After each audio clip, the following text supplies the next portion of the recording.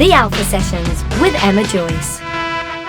This is the Alpha Sessions. I'm Emma, and I'm here with Bee Bakare. Hello. Hi. Thanks so much for coming on the show. My pleasure. I always love having artists in the studio, particularly ones that I've heard before, like at Soul Strip Sessions, which is something that you run. So it's really exciting to have you on board. Thank you for having me. And yeah, thanks for coming by. I wanted to start with, whenever we have a artist come in the studio, I like to have a little dig around online. And I noticed that you posted on Instagram about your nerves. Oh, so yeah, I did. Start chatting That's about hilarious. That. Okay. Okay. I always find this really, really interesting because I think depending on which artist you speak to, you get a totally different response.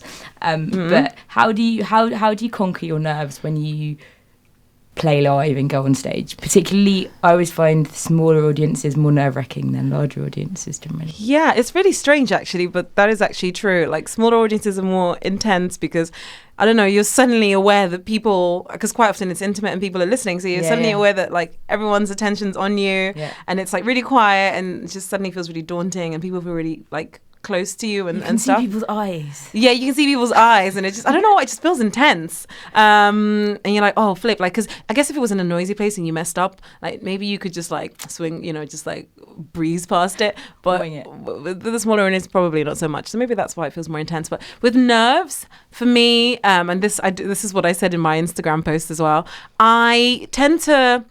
I got to a point a few years ago where I tried everything to help calm my nerves, everything that people have suggested, the naked thing, like literally everything. But the naked thing surely makes you laugh, because it would me. I think I find it just distracting. Fair, okay. It's just like, no, what I want to think about right now is just the music. So nothing worked. And then it got to the point where I was like, okay, you know what? I'm just going to accept that I'm always going to be nervous and there's nothing I can really do about it. You know, some people say like, oh, it's a sign that you're not like overconfident or whatever. Yeah, if you're feeling nervous, like it's a good thing or whatever, like whatever. Whether that's true or not, I don't know. But I just know like for me now, knowing that it's not going to just come along and take me by surprise, that really helps. So I take charge of it and just crack on. Another thing that really helps, and I do this all the time at Soul Strip Session shows, is I distract myself. So before the show, we'll have like backstage interviews and like photos with the girls performing on the show. And for me, that's just like, I'm not even thinking about performing. So, and then it's like, oh, right, it's time to perform. Okay, great. That's it. So you're not like, what? Because it just builds up. You know what worry is like? It just builds and builds and builds. Do you feel that you have to go on stage in a certain like order to stop you being that nervous? Like, do you have to go first or last or in between? Or do you know what? For me, so like at Soul Strip Sessions, for instance, I would usually prefer to go on after the break. Okay. Just because, well, just practically, it's quite nice for me to like warm up my vocals, and because I'm hosting as well, it's just a nice kind of stop in everything to just focus on right now. It's time for me to perform, and it's only a short break anyway, so it's not like I'm there worrying about anything. So I think, I don't. Sometimes, like in other shows, I like going on first because like it's the standard thing of just getting it out of the way and not like worrying about it. But also you can really like just sit back and enjoy everyone else, because I like that, just sitting back and enjoying the other performances of people who are on. So yeah, I'd say. But then also going on last is nice as well. I don't know. I don't think I have a preference. So you like to shake it up a little bit? I like to shake it up a bit. Cool. Yeah. Do you have any like pre-gig rituals that you have to do before you go on stage? Okay, so like super boring and practical, but like warming up definitely is a thing. Checking my makeup is like all right is a thing. Like my hair, there's not like one random braid, you know, like sticking out on the side. Amazing today, by the way. Hopefully you'll be able to see it on camera. I love the pink, purple lilac-y. Yeah, it's apparently mauve. Mauve. Okay, we'll go with that. I don't even know what that is, but it's apparently mauve. So when we used to just be a radio show, we couldn't talk about stuff like that because no one could see what you look like. So this is like a really nice liberty. Oh yeah, that's true. Because you're like doing a video, yeah. So warm-ups. Oh yes, sorry, warm-ups, like checking everything for like videos and like, because literally whether you're professionally recording or not, like everyone has videos out, putting stuff on social media, and I do not want to go home and see someone tag me in a post where I was like, oh my gosh, what is going on? Like my mascara is like smudged down my face. It happens a lot, by the way, because my eyes get teary. Like just, I don't know, my eyes are really sensitive, so I'm always. Yeah, exactly. I'm always seeing videos of just like smudged eyes, but I do my best. So yeah, that's the kind of stuff I check beforehand, and like I sometimes have a little pray actually. Just really helps me. And yeah, just like get my set list together, make sure I've told Adriano, my guitarist, if he's performing with me, the set list. You don't want to be like on stage, just like, oh yeah, so what's like the order again? Yeah, just that kind of stuff. On stage. Yeah. People do that, did you say? Yeah, 100%. Oh yeah, absolutely. What songs should we play now? Let's just decide whilst we're on the stage. Yeah, exactly. But I think it can come across a little bit unprepared. I don't know. I think it's good to be like, I came here, born to do it, man. It's ready. Bring it. Yeah. We touched briefly on how this is going to go on YouTube, but you also do your own YouTube videos. I do. And something that I'm quite interested in is when people put stuff online that isn't just their songs. So like you chat about the writing process, etc. Yeah. And I'm not sure if maybe we've been thinking about it a lot in the last couple of days because we've been to conventions and all sorts, but there's lots of chat at the moment in the music industry about how to engage people and how to engage fans and stuff, and you do it so well online because you talk about like stuff that's not just I'm here playing my song, like it goes a little bit further. Thank you. So I was just wondering, like, why did you choose to go down that road? Like, why did you decide to do that? I think I've kind of grown as an artist, as a performer, as someone who has an online presence. I've just had to, I guess, think a lot more about what I actually want my social media to be like and what I want my connection with fans and with people and followers to be like. And I've also got to learn a bit more about the community that is around me and the people that actually do follow what I'm doing, like the most engaged fans I have. And to be honest, just from that, I've then learned what kind of things to post about and what kind of things I think people will be interested in. So one of the things recently, actually chatting to a friend who does like social media stuff for like a living, she was saying, oh, you know what, what you should do is like take some of the questions that people have DM'd you about and like make your posts around those things. And I was like, really cool idea. Yeah, that's genius. And actually it's really worked. And I think also for me, like I feel like if I'm going to do social media, I can't do the vain thing. I just got like, it's fine. We're all different, but I can't do like, hey, this is me. I'm so fabulous. I'm fabulous. Like once in a while, because sometimes we do feel fabulous and we want to post about how fabulous we're feeling. Yeah. So do that. Absolutely. And I do that once in a while. But like, I'm like, I really want it to be more meaningful and to genuinely connect with people, and I want people to feel free to like message me and stuff. And then when I release my music, like it's kind of an outpouring of like my journey anyway, so everything will connect together, and that's kind of what I hope to get out of it. So like if I post about like, you know, some of the challenges being a musician, like the rejections and stuff, that's going to come across in my music as well. So for me, I feel like I want people to connect across the way. Yeah. Feels really authentic, like people are trying to get to know you as a person as well as a musician. Yeah. Whereas I think a lot of artists, it's very much like a, hey, I'm online, this is my music, and then that's it, and you don't get to necessarily know the person. And that's quite refreshing, I think. Yeah. Oh, thank you. It's really nice to hear that, actually. Oh. So do you find by doing that those kind of videos get more viewers than the songs, or does it kind of depend on what you're talking about? Or yeah, I feel like my best performed like videos and stuff are definitely the singing, which I think is a relief, because I'd like to hope that, you know, that's like the thing that I'm the best at. You know, because I'm not like an influencer or whatever, like a YouTube influencer. Like I reckon we all have a little bit of influencer-ness in us. That's true, actually. You know what? I am an influencer. I'm going to own that. I did not own that. I'm owning that. I am an influencer. Because I influence. Yeah, that sounded really lame. It sounded so much cooler. I influence. What? Anyways, what was the question? Do you find that those videos get more views? You said no, your singing gets more views. Yeah, it does. Okay. But also, on the other hand, though, like those will sometimes get more comments. Maybe not like maybe as much likes or whatever. Yeah. And they'll get likes or whatever, but they get more like more engagement, more like real engagement. I see the two as they go hand in hand. So like they complement each other. Yeah, absolutely. Like you can't have, I think it's good to have a bit of both. So like to have like, you know, the singing stuff and also to have like the other stuff. Because, you know, I'm not just a musician. Like there's as a person behind it. And I think that's what Really? online. Oh yeah, I know, right? Crazy, isn't it? I think that's what like all of this wonderful online online outlets that we have. Yeah. I think that they give us such a great opportunity to show more than the like Spotify, for instance. That's where like the music is. So we can get, and even actually now Spotify has become even more personal. Like with Spotify for Artists, you can do so much more interaction actually with fans. Like you can like have featured posts about like, like recently I put a feature of like all the tracks that I've released since I first started releasing music. So I called it like Memory Lane. And that for me is a great way to connect with people. So it's all about, I think, going deeper than just the music for me.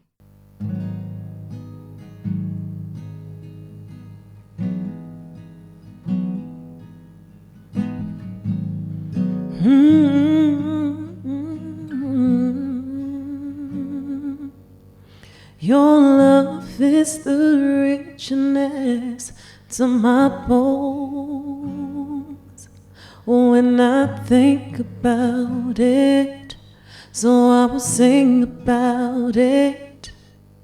Your love is like perfume, fragrance around me. I wanna sing about it, sing you songs about it.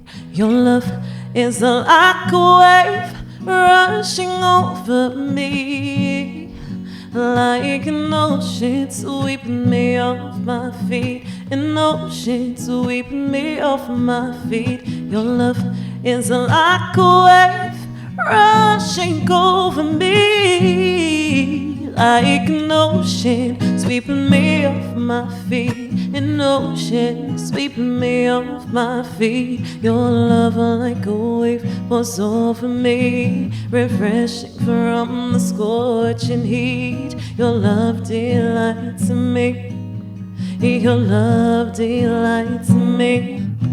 Your love, it captivates my heart, flames the fire amidst the dark. Your love, it crashes into me and sings to me of destiny. Your love like a wave pours over me, refreshing from the scorching heat. Your love delights me, oh, love delights me. Your love, it captivates my heart, flames the fire amidst the dark. Your love crashes into me and sings to me of destiny. Your love is like oil, your love is like oil, your love is like oil, it's like oil, it's like oil. Your love is like oil, your love is like a wave, it's like a wave, sweeping me off my feet. You're sweeping me off my feet. You're sweeping me off my feet. You're sweeping me off my feet. You're sweeping me off my feet. You're sweeping me off my feet. Yeah, sweeping me off my feet. Your love is like a wave,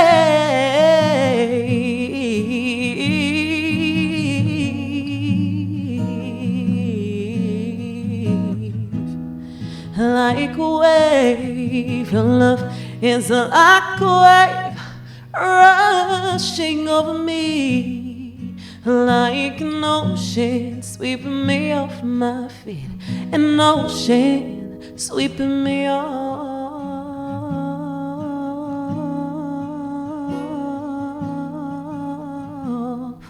my feet.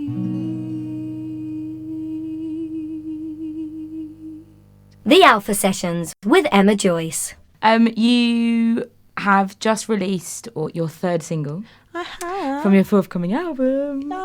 How's that going so far? Really cool, really cool. I think some of these songs, I kind of had them inside of me for so long. And when you're an artist and you release music, there's like this intense kind of like admin phase of like the planning and the prep and like everything, and and you kind of forget the whole wonderful, fun, creative process of the writing, being in the studio, the romantic side of it. And then you release a song, and then for me anyway, I kind of stop and I'm like, oh my gosh, wait a minute, it's out. Like this song, and like I'm kind of taken back to like what motivated the songs, and like when I wrote them, like each song has like a specific story, a specific moment linked to it. So that's been kind of nice, just like having those moments for me, just like, oh yeah, oh, it's finally out now. That's so cool. Hey, everyone can hear it and I can perform it live. And, and it's also like a really cool thing when like, because you've written the songs, but then doing it for me anyway, because I love performing live, like then you do it live and it's actually quite different to doing it in studio. So there's like a whole new kind of like discovery of even your own song when you start doing it live. So I always look forward to that part after you've released the song. So the new single, cool. What's it called? Oh, so the newest single is called Fight for Love. Cool. And what's that about, apart from fighting for love? Apart from fighting for love? Well, it's about... So genuinely, I was going through a time where like a lot of the relationships around me, like my friends, and like not just even like romantic relationships, like, friendships and like family stuff, were just, I guess, were breaking up, and it just felt like just not really a good time for love. I know that sounds really kind of, I don't know how else to put it, but yeah. And then I wrote this song because in the lyrics, it starts off with, doesn't anybody stay together anymore? Let's fight for love with our lives for love. I legitimately was just like sitting down processing that, just some stuff had happened that day with friends and stuff, and I picked up the guitar and just started playing that, and that's kind of what came out, and really that's where the song was born. And for me, like now that it's out and even like listening back to it, because sometimes as a songwriter, in terms of my writing process anyway, I write stuff and I only listen back to it, and the song sounds awfully romantic, but the song tells me what the song is about because I'm just kind of writing from the heart. So I just hope that the song just inspires like healing and forgiveness, and it really is just trying to spread a message of love and forgiveness and healing. So I hope that comes across. Yeah, it does. The words are quite frank. Yeah, so they are, huh? I think even without having this conversation, you can hear the song as a secondary medium, like in the pub or in a shop or whatever, and still kind of think what that's about. Yeah. Which is really nice. Yeah, thank you. I always feel like every time like my guitarist Adriana, like when we play the song, he's always like, oh, B, I just get summer vibes from this song, summer vibes. And I'm like, really? Because I just feel like the words are like so like intense. I was actually really scared to release it. Really? Why? I just felt like, if I'm being honest, and I've never actually spoken up about this, but I kind of felt like people would be like, oh, who are you to say, like, what are you trying to say? Like, you're being insensitive about like, like divorce rates and things like that. And I guess I didn't, that wasn't even really what the song was trying to like hammer on, but I guess the words, I don't know, it kind of sounds like, doesn't anybody stay together anymore? I don't know. It felt, I just felt like people would judge me. I tell my friends and they're like, no, it's fine. Like the song just sounds like you just get a vibe. Fine. Yeah, like exactly. It's so cool. Like stop overthinking it, because I'm such an overthinker. But also I think like we are all quite fickle in terms of like just general people and things, and like in terms of like life and technology and seeing some people, and like we're all really busy. We have busy lives, and that's true. Like there'll be friends that we see like loads of times, and there'll be friends that we don't see for years, and that's all part of I link that to what you're singing about, not necessarily black and white, like straight divorce rates, like that's to true. me that's a statistic. That's true. You're right. It's just an opinion, and I'm actually really glad to hear that, like, because that's what I'm hoping for. That's where I'm like, how I'm hoping people will kind of hear it. I hear it as like hold on to things a bit harder, as opposed to this is a statistic. Okay, cool. Thanks. It's really fun to sing as well. Like, like what I was saying earlier about when you start performing songs live, like for me the song has just like, I don't know, evolved since we've performed it to audiences, and like people singing along to like the la la la la la. It's just so cool. Like everyone's like smiling, and like Adriana, my guitarist, was saying earlier, like we did a sofa sound show, and like people were like kind of like hugging on each other, and like like it was just cute. So it's all good vibes, really. Must be such an amazing feeling for you to think that like you've aided that atmosphere, and you've like Aw. made people kind of like cling onto each other or hug each other in that way and created that vibe. Yeah. So I think that's really cool. Yeah, thank you. It is cool. Like, music is just powerful. Yeah, like, so powerful. it's just crazy. I love. So I sometimes think like it really is such a privilege, like to be someone who can like steward that, like someone who can, you know, make, you know, help people feel those things, and like, you know, being able to like spread, you know, positivity and just spread like love with music is just, it's amazing to be able to. I feel so like honored to be able to have the gift, like Aw. to be able to sing and write. Yeah. That's really cool. I like that a lot. Yeah. Going back to the album though, as someone who is eagerly awaiting to hear it, is there a timeline on this? There is a timeline. I'm not gonna say the specific date because Okay. I'm not at liberty to say it yet. Okay, fair enough. But it will be definitely early 2020. And trust me, I want it to be, because I'm like, I want to release this album so bad. How But they're long has like, it been like sitting inside you? Oh, a long time. So to put it into context, I did a crowdfunding campaign for this Yes, album. this is Yeah. something I want to talk about. Yeah. And that was in, oh gosh, was it in May? Oh wow. April or May 2019. So as you can imagine, it's been like since then, and I'm like, yeah, it's time to put it out. But there's just so many things to like to have in place before you can just. I don't want to just drop it. I want to do it really well. That's important to me. You know. You made it sound like you would just drop it by accident. And then Yeah, just like that's it. Yeah, unintentionally. Whoops. Whoopsie. Here's the album. So for people that don't know how crowdfunding works, can you explain to us how it works and how it's made Yeah. how it's made your album, basically? I owe so much to crowdfunding. So I did a crowdfunding campaign with a company. There are a few that you can choose. I did one with Kickstarter. Cool. And it's one of those kind of scary ones where it's all or nothing. So I raised £10,890 pounds or so. mental. It sounds nuts, doesn't it? But like, it really actually costs about 20 grand, really, the album making, releasing, and everything process. So this is it something was that I only- don't think the consumer thinks about. They just think, oh, this album's really cool. Like, you think about it in an old-fashioned way where a label probably subsidises a lot of it. And there's so many independent artists now that literally rely on funds from somewhere Yep. to make it a thing. Yeah, mum and dad, or like crowdfunding, or like working double shifts, or whatever you've got to do. Yeah.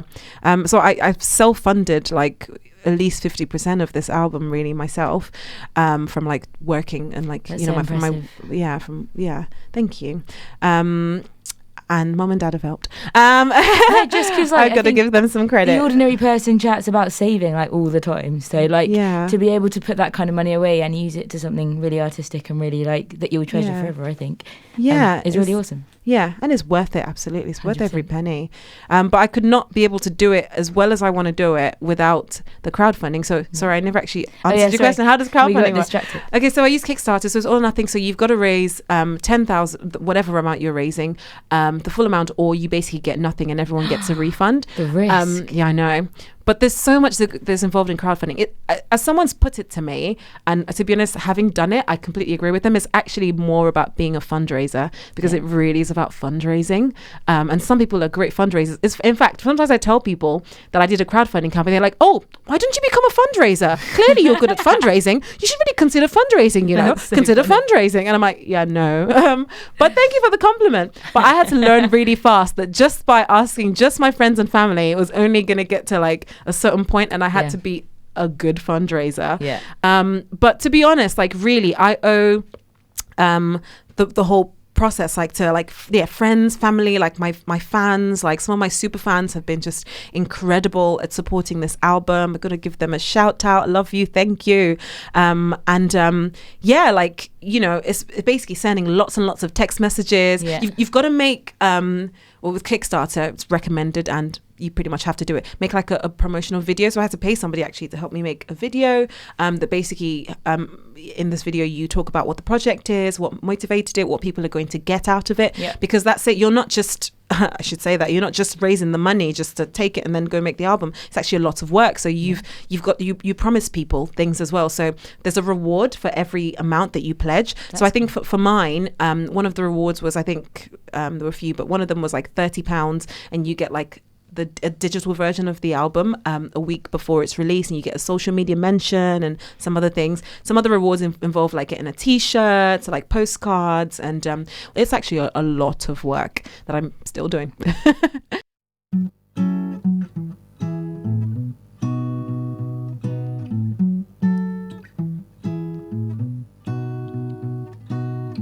I want to be known the way that you notice me. I want to be loved completely and perfectly. Ooh, ooh. You witness my scars and know, 'cause you don't miss a thing. My tears are your treasure, you got all your lock and key. Ooh, standing right in front of me looks good. 10,000 reasons I should love ya. 10,000 means that I could trust ya.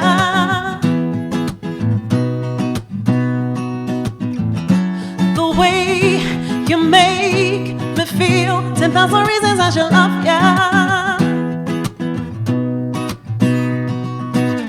I can feel you close and know that you're always here. And you know my heart, my deepest fears.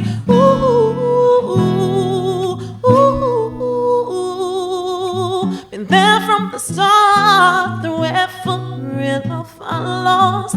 Pieces of treasure, are you keeping here in a box? Standing right in front of me looks good. 10,000 reasons I should love ya. 10,000 means that I could trust ya. The way you make me feel. 10,000 reasons I should love ya.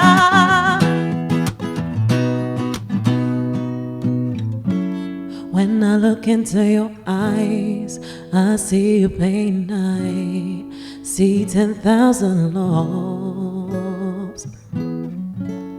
When I look into your eyes, I see your pain. I see 10,000 loves. 10,000 reasons I should love ya. 10,000 means that I could trust ya.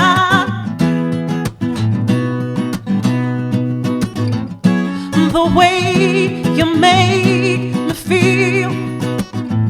So the way you make me feel. 10,000 reasons I should love ya.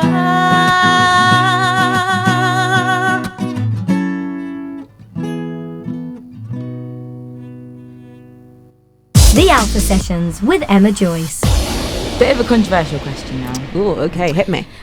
So like obviously as technology changes, like we're more and more streaming and less on the kind of like physical album thing, and there's all this talk in the industry about like, is the album still really worth it, and should people still be releasing albums? I know what I think. Ooh. But what do you think? What do I think? Well, my answer is a little biased, as I am releasing an album. But you know what? Saying that as well, like, even as somebody who's releasing an album, I've released 3 singles from the album so far, because you know, like you say, there is that thing that everyone's saying about like how music is consumed at the moment. You've got to release singles, and you know, I've even considered releasing 10 singles. But I will say that there is now some even new press about actually albums being, this being a good time to release an album even, because for instance with an album there's more kind of like press angles as well. It's a unique press angle, and also you get to really tell a story. And actually I've realized that even though I've released 3 singles so far, I'm actually realizing that the album that I made was really like, it was a whole, it was a story. It was like all the songs are linked to each other and actually separate from each other. Yes, they are great songs. I would like to say, I hope they are great songs, but actually collectively they really are their strongest together. So I think that there's something really special about an album that shows, you know, your body of work, and shows you know, a new, you know, even I guess for now, a more unconventional way of really connecting with your fans. So that's what I'm hoping to get out of mine. I think that it really has such a strong story. That the album is titled Wild Things, and that theme definitely runs across all the songs, runs across the story and the kind of everything behind the music. That's really cool. It's a body of art. Yeah, it's a body of art. Although that makes me think of tattoos, but yeah, it does make me think of tattoos as well. You've made no secret that your first couple of singles that you released off the album, particularly the first one, Awake, were all about like positive vibes and like the power of positivity and stuff. Do you think that's something that you put into your everyday life? Yeah, absolutely. I think that I'm definitely I'm generally more of a glass half full than half empty person. Cool. And I'm generally I mean, like a lot of people say like, oh my gosh, I love your smile and stuff like that. Like, it's not that I smile all the time, and I post a lot of pictures of me smiling. I guess but partly so do because lots of people. I think it'd be weird if you posted lots of pictures of you being sad. I don't know. There's kind of like a lot of people, there's like the kind of like bad picture, like I'm bad, or like I'm like cool, or like, I don't know, this the smile thing, because also a lot of people don't like their smiles, so they won't even post, you know what I mean? Or like don't like their teeth. Like my mum, for instance, like she doesn't, when I want to take pictures of my mum, I have to make her smile because she's just like, she's not a fan of smiling in pictures. But then actually recently, she smiles more recently. So, hey mum, keep smiling. It's totally random. I just thought I'd say that for my mum. She loves the fact that you're saying that about her. Yeah, I know, right? But yeah, it was just to say, not everyone loves their smiles and stuff. But I'm not like just smiling all the time, like happy all the time or whatever. But I generally and genuinely just love to, like, I don't know, spreading positivity where I can, and just like encouraging people. And I don't know, I think I do it the best with my music, definitely, but definitely like in day to day, like with my friends and stuff, and people, tend to kind of say like, oh, just the other day I was just going for a run, Saturday morning run, and I walked past this lady and she goes, oh, seeing you today has just brought joy to me. And I was like, that's so cute. And do you know, honestly, it actually happens quite often. And I don't know why, but I think that it's a gift maybe that I haven't. To be honest, for me, I just want to just use what I have, and if people get some goodness out of it, then I think that that's a good thing. Yeah, that sounds like I just like blew my own like trumpet there. No, I wasn't trying to. I like, and I know what I get out of it as well. Like a smile from a stranger is so special. Just like people spreading, because something I've come to learn, is that not everyone is like all positive vibes. Like we all have different temperaments, and I think that's okay. Some people get annoyed at people that are so positive. Positive vibes, yeah. Sorry, you can't see my hand gesture. Maybe you can, but it's you can if you watch the video. You can if you watch the video. But I think for me though, I do like I love meeting people like that. Yeah. So I guess that's my temperament. Do you think from what I know, like the music industry is an industry full of bumpy roads and loads of challenges, and do you think your positive vibes have got you through that and made you who you are in that way? Yes. Musically. Yes, but at the same time it's challenged my positive vibes, because some days I don't have any positive vibes to give to anyone. That's just the truth. Sorry? Because you've used them all for yourself. That's exactly right. I've used them all for myself, and it's drained because like I just got 10 rejections in my inbox, and I just have no positive vibes for anyone today, kind of thing. So yeah, that's the answer to that. Understood. So, yeah, sometimes like it, but I think it is definitely good to have more and more people that like, I love like artists like, India Ari. She's actually one of my inspirations. Yes. Yeah, she's great. She was probably kind of doing more stuff like in the 90s, maybe like noughties. And she still is releasing music and albums, and I love listening to music, but she's like, I love her music because it's always got a positive message. Like it's always, about like love and togetherness, and about like spiritual healing, and it's just like that kind of thing, like on like say like social media and stuff, like on my newsfeed. I love seeing that. I think it's just lovely. Yes. Yeah, it's very lovely. Yeah. That links very nicely to my other question, which is inspirations. Like obviously you've just mentioned India. And to listen to your tunes, you don't have to be a genius to figure out that Lauryn Hill is probably quite a big inspiration, I would imagine. Who else is on that list? So Whitney Houston is definitely on that list for me. I loved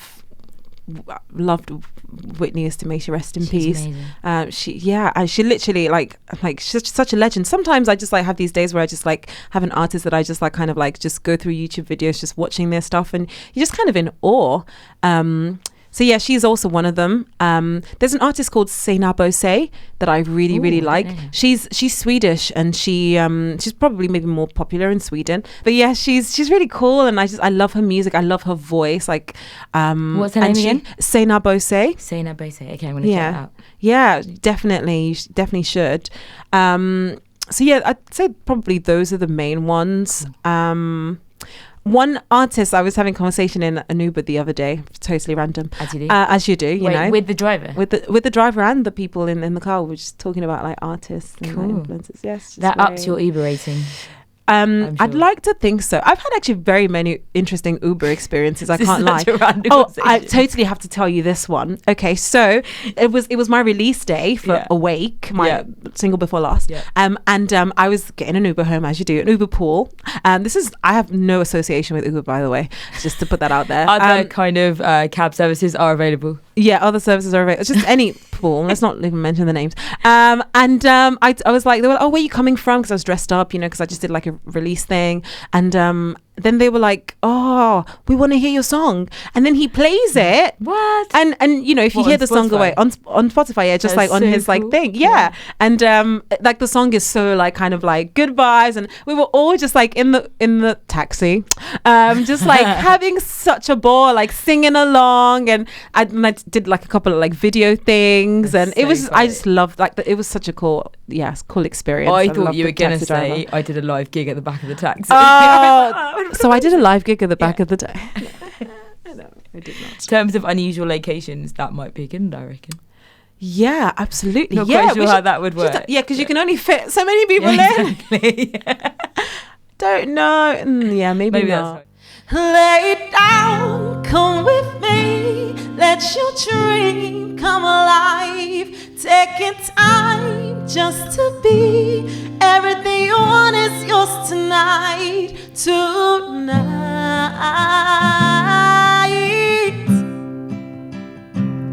Stay a while.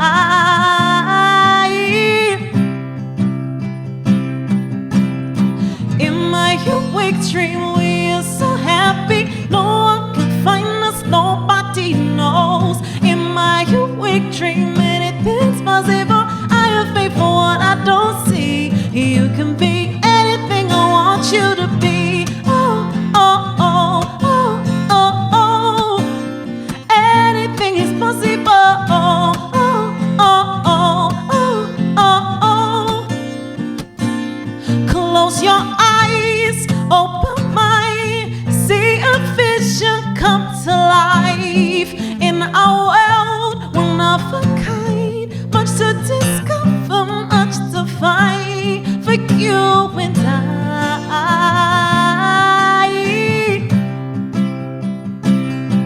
In the wild,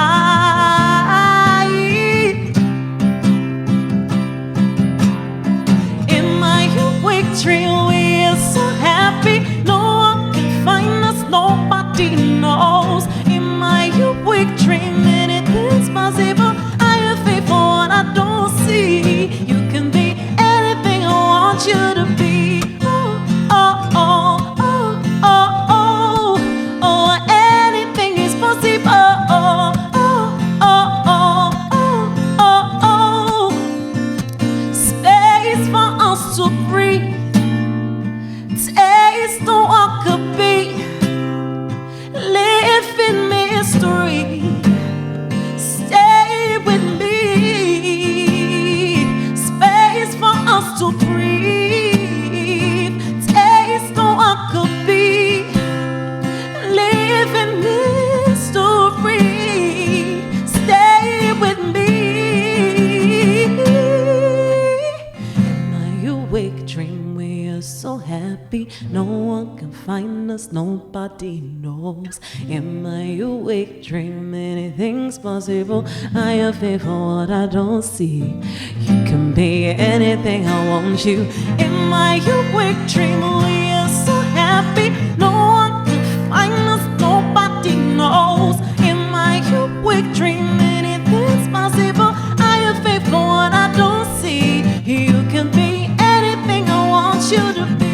Oh, oh, oh, oh, oh, oh, oh, anything is possible. Oh, oh, oh, oh, oh, oh, oh, oh, anything is possible. Oh, oh, oh, oh, oh, oh, oh, oh, anything is possible. Oh, oh, oh, oh, oh, oh, anything is possible.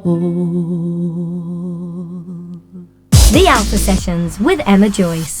You were a judge on the BBC show All Together Now. Yes, I was. What was it like being a judge with Jerry from the Spice Girls? Oh my gosh. Okay. Amazing. So Are you a grew fan of the Spice Girls, first of all? I was a fan of the Spice Girls Okay. growing up. Trying to work out your age and whether you were roughly about the same age as me. Oh yeah, no, I was the kind of age where like I would like dress up as like I was Baby cool. Spice, Yeah, because I was always like the youngest around like everyone. So I don't know, everyone just called me Baby Spice.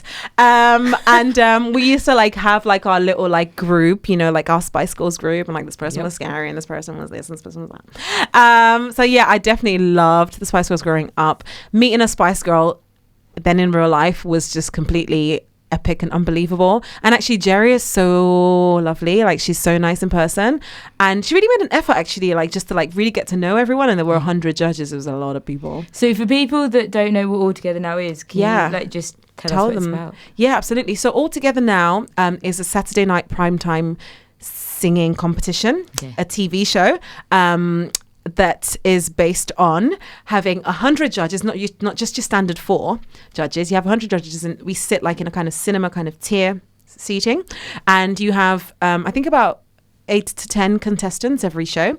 And it's also a bit of a kind of like a cross between a singing competition and a game show, because you at the end of the show there's a top 3, and it's ranked according to the number of people that stand up when they so a person comes out to sing, and if we like what we hear, we press a buzzer, stand up and sing along. So by the end of their performance, 1.5 minutes, you have a total count. So if you've had 95 people stand up to sing along with you, because the judges are made up of different people from the music industry, you've got theatre performers, you've got artists like me, and I'm also like a show host, not just an artist in the context of the show. You've got like even like YouTubers, like people who release songs on YouTube. It's such a varied reflection of the industry. So yeah, if at the end of your performance you have 95 people stand up and sing along, then you get a seat. And then the next person comes out, and if they get basically at the end of it, the top 3 numbers get to then compete, and then the top 2 go into the final. So you've got 6 shows. At the end of the 6 shows, there's one final where all of the finalists compete, and the winner wins a wonderful trophy and £50,000. Wow, that's insane. You can make, based on what we were saying before, 5 albums with that. Yes, you could. You actually could. Oh, wouldn't that be nice? Actually, the person who won season 1 went on to compete for represent the UK in Eurovision. Oh, that's really cool. Yeah. I wanted to ask you also finally, because we haven't touched on this at all, Soul Strip Sessions. Yes, my baby. So like obviously you're here as an artist and a musician yourself, but in your other life with your other hat on, you also run this amazing night called Soul Strip Sessions. Thank you. Yeah. What made you want to do it? Like, how did it become so successful? Talk to us a little bit about the journey. Oh, okay. I feel like we've talked a long time, and this is like a whole big answer as well. Sorry. I'll try and give you the short version. Okay, So I moved to London about 4 years ago, and I threw myself into the music industry with no experience really whatsoever. And I really had so many awful experiences as a female artist, as a not very experienced artist, and just really just as an artist, things that many artists will share. I had, I was doing gigs where like I would turn up. There's also gigs where, some promoters put them on and they say, bring, you've got to bring a minimum of so many people, and people drag their family and friends. Then they come to the show and it's a great turnout. It looks like a full room, except that like, you perform, your people are there listening to you sing, while the other people just chatting away because they don't really care. To be honest, they don't even really like live music, to be honest. They'd much rather like be at home watching TV. It's just not their thing, but they want to support their friend or family member. And then the next person comes on, and then my people will probably leave. And then, it's just that kind of like awkward thing, or people go out for a fag break and then come back. So just these sorts of things. And sometimes on lineups where maybe the artists didn't really compliment each other, lots of not very good experiences. So the product of this was I got to a point where I was like, you know what, I feel like this can be done better. I really want to put on a night where the artists really compliment each other. The artists come and they have a great experience, because the people that have come want to see, that style of music, like that's what they're into. And the artists leave feeling great, not like, they want to just give up their music career. I actually remember one incident where I performed this gig and there was like no one there, and the only like 5 people that were there literally chatted the whole time, and honestly I left in tears and honestly just felt like I just wanted to die, really. It was really horrible. So these sorts of experiences led me to there was also another one where like this guy was like grabbing my bum because I approached him saying that I was interested in, he was like an award-winning songwriter. He won, I can't remember what, a massive award, and a Novello, that's the one, award. And I think he just thought, obviously, because, I wanted to get ahead, that it was okay for him to make advances at me in this way. These kinds of experiences. Anyways, and so that's how Soul Sessions was born. At Soul Sessions, you don't touch people's bums. No, we do not. You do not do that. It's a safe space for incredible female artists to perform. It's quality music. Yes. The people that come, they love soulful music, so they leave feeling like they've loved. You might have your favorites, but you've loved every performer on the lineup, and it's just such a good atmosphere. Like, in terms of hosting as well, I guess something that's unique about the show is that it has a show host. And I host the show, and I think it's really important to keep like the energy up at shows. Sometimes, like you get those shows where it's like, okay, it's a bit sleepy now, and then you're just like, what's even happening? Like, so I just wanted to put on, a really good live music night that accomplishes all of these things. And I'd like to hope that I can say that Soul Sessions does. Absolutely. As someone who has experienced that myself. Yeah. And final question is, if people want to find out more about you, where can they go? What can they do? Yes, so you can find me pretty much everywhere. I love Instagram, so you can find me on Instagram. Actually, all of my social media, Instagram, Facebook, Twitter, is at Bee Bakare. So it's BeeBakare. I'll say it again for the radio part. It's BeeBakare. That's Instagram, Facebook, Twitter. You can find stuff on my website, which is beebakare.com. And Spotify is also just Bee Bakare. There's only one of me. And all the other music platforms, obviously. And Apple, we'll tag everything. you on our socials. So if you're watching this thinking I didn't catch any of that, then click on that and we'll tag you and it'll be fine. Yeah, thank you. Cool. Thank you so much for coming in. Thank you so much for having me. I feel like we could have chatted about this all day. To be Literally, like, I just actually forgot that we were like on radio. I was just living my best life here. Amazing. Well, thank you again. And I feel like we should be publishing an extended version or something. But we'll do it and it'll be great.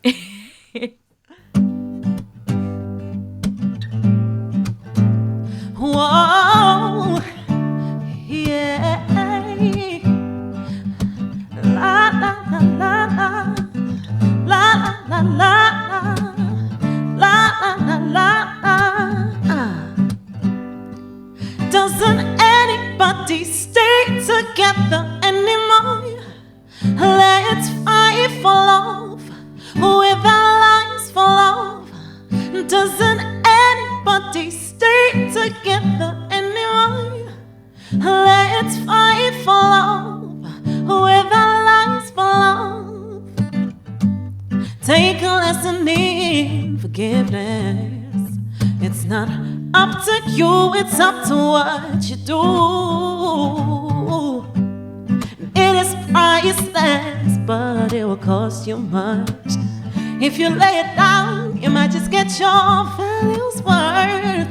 Doesn't anybody stay together anymore?